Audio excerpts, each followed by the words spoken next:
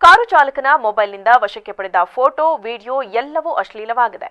ಅಶ್ಲೀಲತೆಗೆ ಒಂದು ಮಿತಿ ಇರಬೇಕು. ಪ್ರಜ್ವಲ್ ರೇವಣ್ಣ ಎಂದ ಮಾತ್ರಕ್ಕೆ ಕಾನೂನು ಬದಲಾಗಲ್ಲ ಎಂದು ಕರ್ನಾಟಕ ಹೈಕೋರ್ಟ್ ಹೇಳಿದೆ. ಈ ಮೂಲಕ ಕಾರು ಚಾಲಕನಿಂದ ವಶಕ್ಕೆ ಪಡೆದ ಎಲ್ಲ 15,000 ಫೋಟೋ, 2,000 ವಿಡಿಯೋ ಒದಗಿಸಲು ಆಗಲ್ಲ ಎಂದು ಹೈಕೋರ್ಟ್ ನಿರಾಕರಣೆ ಮಾಡಿದೆ. ತನ್ನ ಕಾರು ಚಾಲಕನ ಫೋನ್ನಿಂದ ಪಡೆದುಕೊಂಡಿರುವ ಫೋಟೋಗಳು ಮತ್ತು ಎಲ್ಲಾ ವಿಡಿಯೋಗಳನ್ನು ಒದಗಿಸುವಂತೆ ಪ್ರಾಸಿಕ್ಯೂಷನ್ಗೆ ನಿರ್ದೇಶಿಸಬೇಕೆಂದು ಕೋರಿ ಪ್ರಜ್ವಲ್ ರೇವಣ್ಣ ಸಲ್ಲಿಸಿದ ಕ್ರಿಮಿನಲ್ ಅರ್ಜಿಯನ್ನ ನ್ಯಾಯಮೂರ್ತಿ ಎಂ ನಾಗಪ್ರಸನ್ನ ಅವರ ಏಕಸದಸ್ಯ ಪೀಠ ಗುರುವಾರ ವಿಚಾರಣೆ ನಡೆಸಿತು.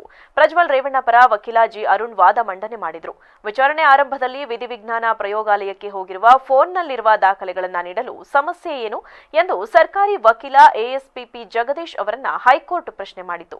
ಹಾಲಿ ಪ್ರಕರಣಕ್ಕೆ ಸಂಬಂಧಿಸಿದ ವಿಡಿಯೋ ಮತ್ತು ಚಿತ್ರಗಳನ್ನು ಒದಗಿಸಲಾಗಿದೆ. ವಿಚಾರಣೆಯನ್ನ ವಿಳಂಬಿಸುವ ಉದ್ದೇಶದಿಂದ ಈ ಅರ್ಜಿ ಸಲ್ಲಿಸಿದ್ದಾರೆ.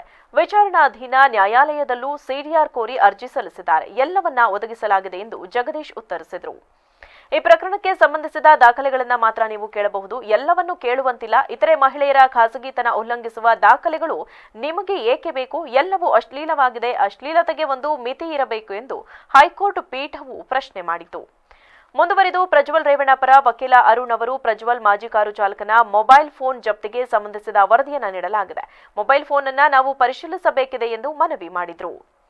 ಈ ಪ್ರಕರಣಕ್ಕೆ ಸಂಬಂಧಿಸಿದ ಎಲ್ಲಾ ದಾಖಲೆಗಳು ನಿಮಗೆ ಸಿಗುತ್ತವೆ. ಪ್ರಕರಣಕ್ಕೆ ಸಂಬಂಧಿಸಿದ ಮಹಿಳೆಯರ ಫೋಟೋ, ವಿಡಿಯೋ ನೀಡುವ ಮೂಲಕ ಅವರ ಖಾಸಗಿತನಕ್ಕೆ ಧಕ್ಕೆ ಮಾಡಲಾಗದು. ಪ್ರಜ್ವಲ್ ರೇವಣ್ಣ ಎಂದ ಮಾತ್ರಕ್ಕೆ ಕಾನೂನು ಬದಲಾಗದು ಎಂದು ಹೈಕೋರ್ಟ್ ಹೇಳಿತು. ನ್ಯಾಯಾಲಯ ನಿರ್ದೇಶಿಸಿದ ದಾಖಲೆಯನ್ನ ನೀಡಲಾಗುವುದು. ನಮಗೆ ಯಾವುದೇ ಹಿಂಜರಿಕೆ ಇಲ್ಲ ಎಂದು ಸರ್ಕಾರಿ ವಕೀಲ ಜಗದೀಶ್ ಹೇಳಿದರು. ಈ ಮೂಲಕ ಅರ್ಜಿ ಇತ್ಯರ್ಥವಾಯಿತು.